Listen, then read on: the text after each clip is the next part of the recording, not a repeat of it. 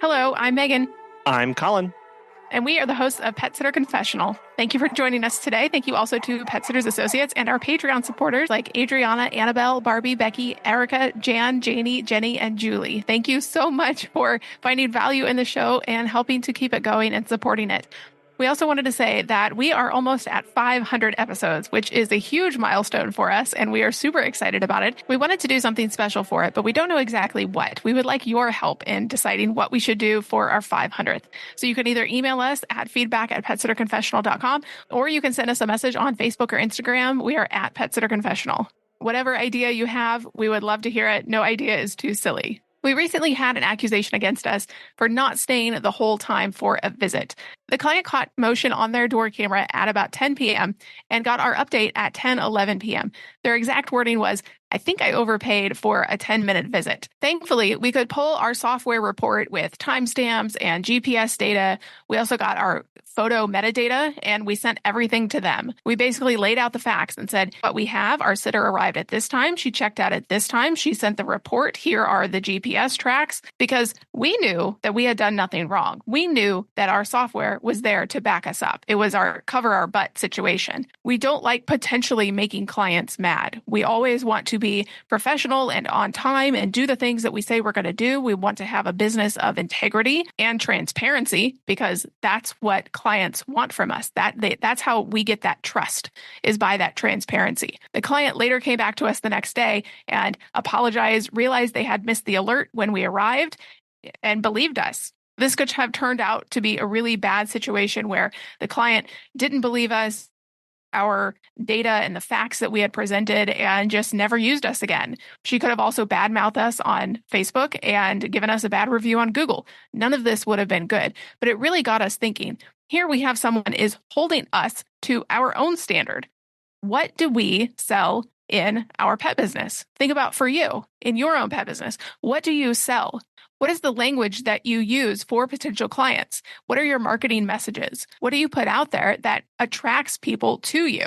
In our business, we sell professionalism, we sell dependability, we sell transparency, and we do this through various methods, one of which is our software that we could go back to that client and say, here are the exact timestamps of when we were there. Here is the check-in and check-out GPS tracked location. And when we talk about these, whether that's on social media or in our email newsletter that we send out, or even our face-to-face or our phone conversations that we have with potential clients or existing clients, when we talk about these aspects, the professionalism, dependability, and transparency, these cannot just be empty words for us. We cannot let these be empty marketing gibberish, because that it's really easy for us to fall into the trap of just saying the words, right? We see other people saying these, we see other industries using this kind of language, and we think, oh, I'll use that for me. And that sounds good. That'll catch people's attention. And so we just start putting it out there as a way to attract clients without actually having thought through all of the implications for what it means to be professional, to be dependable or transparency, or whatever those words are that you use to describe your business. When we fail to think through those logically and boots on the ground, real implementation stuff in our business, that's where we fall down. And that's where we really suffer. The words that we say matter. What we portray to clients on social media, on Google, they matter, because maybe one day they're going to hold us to it. And just because the dog walker down the street uses this language or has these certifications doesn't mean that you need to as well. If you aren't licensed and bonded, don't promote that you are licensed and bonded. And so it's really important that we take time to understand the words that we are using and the implications that they have for our business, whether it's a certification, whether it's bonding, the type of insurance that you may have, or just the language of how you respond. A lot of people say, oh, I'm open 24/7. But are you really open 24/7? Or they say you service everywhere within a particular city, but do you actually do that?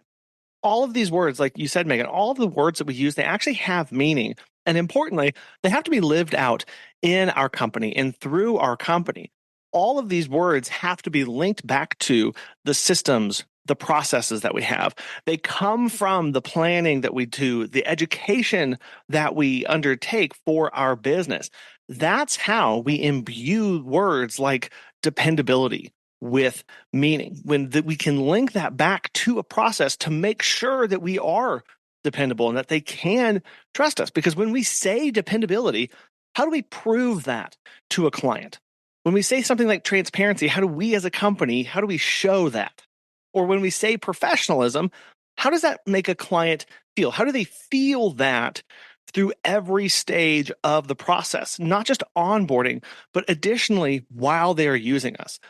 Because too often we use terms to get people into the company, start using our services to attract them to us, and then they're left feeling empty, like they were kind of like a bait and switch on what they were promised versus the kind of service that they're actually receiving.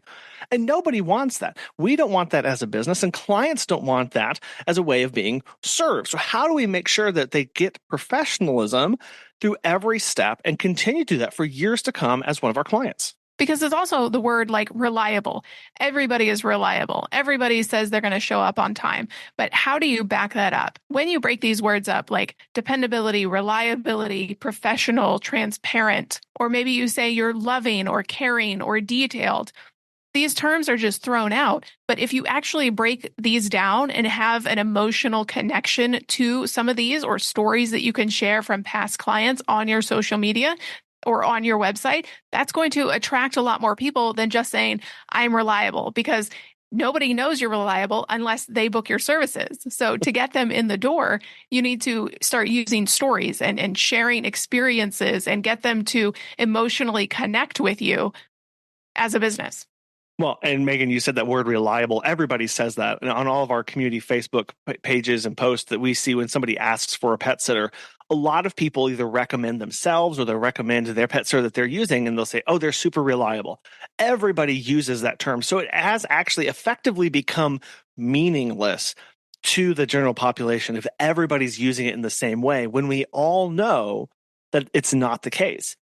I gave a presentation to a group of other business owners recently, and I talked about our business and some of our core promises and kind of who we were and our background. And the only question at the very end was from a guy in marketing, and he asked, "Okay, but what does all of that do for me as a client?" Basically, he was trying to get me to translate all of the words that we use, the gook, the background, the training, all that stuff, into actually how it impacted our client. How do we distill all of that down? Megan, you mentioned the emotions. It's a great way to link these things together, because at the end of the day, again, here's the other thing. Here's this word that we all use. We all say peace of mind.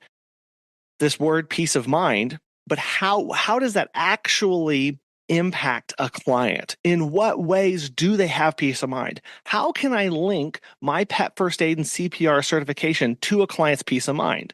We have to walk through those stages to get to that point, because when we see people asking for a pet sitter, they don't ask, I need the most professional, well-trained pet first aid and CPR certified person out there. They say, who's got the best price? Or who does everybody recommend? So the people are not asking for these terms, but they're looking for an emotion. They're looking for a feeling. And we have to be able to present that to them in a way that they understand.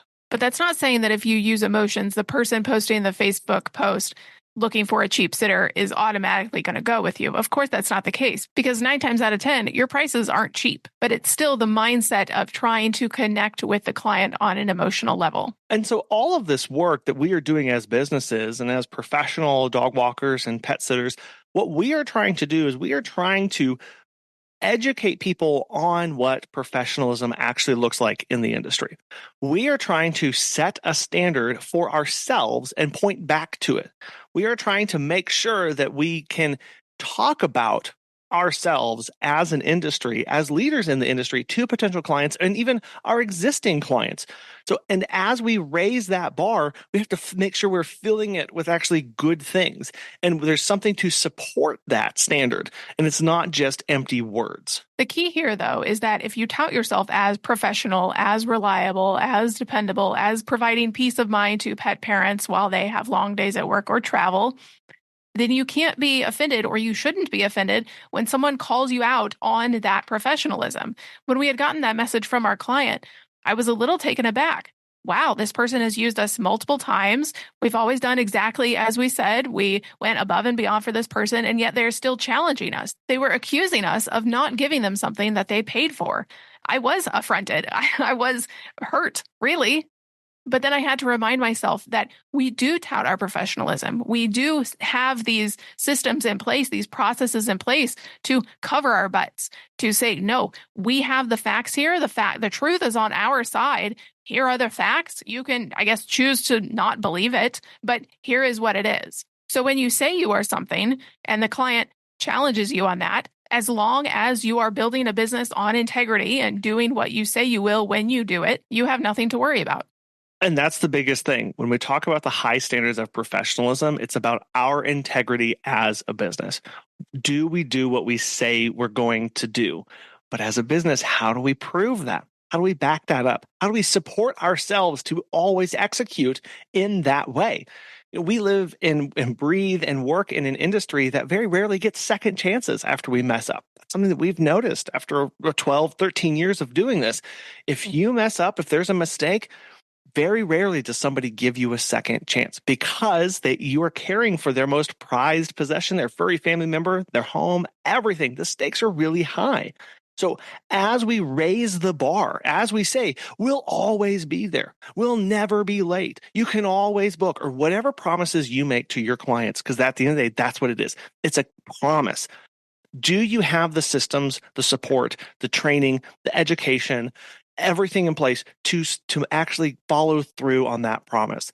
And we never want to overpromise and underdeliver. We don't even want to underpromise and overdeliver. We want to give it 100% and execute at 100% every time, because people will call you on it. You simply say something like, "Oh, we're never late."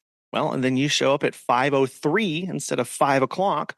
Well, to some clients, you will have broken that promise. So how do you explain that to them? What structures and systems do you have in place? What reminders do you have? What software do you have to make sure that that kind of thing never happens? If it's important enough for you to promise a client it's important enough to build systems and policies around it to protect you and make sure you can follow through on it. But that's not to say that we aren't human and we aren't fallible, because we are. Right. Things will happen. But if a client calls you on something and it's true that you messed up, then you need to take ownership of that and potentially refund them as well. As pet care professionals, your clients trust you to care for their furry family members, and that's why Pet Sitters Associates is here to help. For over 20 years, they have provided thousands of members with quality pet care insurance. Because you work in the pet care industry, you can take your career to the next level with flexible coverage options, client connections, and complete freedom in running your business. Learn why Pet Sitters Associates is the perfect fit for you and get a free quote at petsitllc.com. You can get a discount when you join by clicking membership at Pet Sitter Confessional and use the discount code Confessional when you go to checkout. Check out the benefits of membership and insurance once again at petsitllc.com. As business owners, we don't want to look like the other dog walker down the street. We don't want to look like the pet sitter in the next town. We want to be our own individual businesses. We have our own standards that we want to live up to. Think about what that means for you and your business. Do you want to be a luxury brand that caters to the high-end clientele? Because, think about it. Nobody says they offer low-quality pet care. Very few people say, "I'm the cheapest, pick me, I'll work for $3 a day." If you are that person, you need to raise your prices to not be that person. You cannot live off $3 a day. So think about in your own business, what are the standards that you want to live up to? What does your business want to promise to potential clients? It's that promise that's really important. What are we promising to them? And again, Megan, you said none of us say, "Oh, we offer really bad service. It's really crappy service. So you get what you pay for." Right? No, we all talk about the high quality that people get. We talk about the background. We try and talk about these factors to play into people's lives and what they do and how they're going to pick us and why they should use our services. But at the end of the day, it's a promise that we make to them. It's a promise that their pet's going to be loved, that we are going to do it in a professional manner. We're going to do these things. And so sitting down with pen and paper or on your computer and writing out, what does it mean for us to be dependable? What does it mean for us to be on time? How do we define on time? Start with that. Make your own internal definitions for your standards. When you say on time, is that it must be right at 5 o'clock? Is on time, could you be 5 minutes early or 10 minutes late? Or what does that actually mean for you? And walk through each one of those core promises that you have to your clients, or each one of those marketing words that you use in your social media posts. Scroll back through the past 10 that you've posted and see what words that you've used or are on your website, and actually make sure that you have a document somewhere or an internal one that you know in your head of what defines each one of those words.